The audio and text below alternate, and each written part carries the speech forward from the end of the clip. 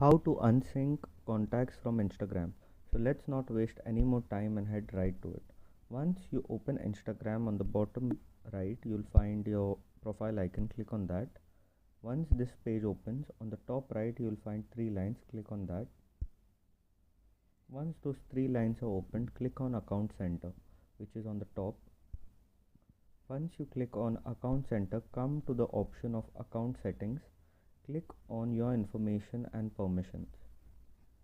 Once you click on Your Information and Permissions, there will be an option of Upload Contacts. Click on that.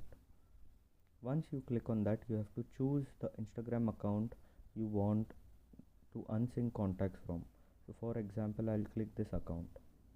Once you click on that, I have not connected my contacts yet. That's why the option is already off.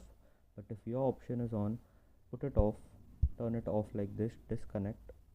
And this is how you unsync contacts from Instagram. If this video helped, make sure to leave a like and please don't forget to subscribe. Thanks for watching.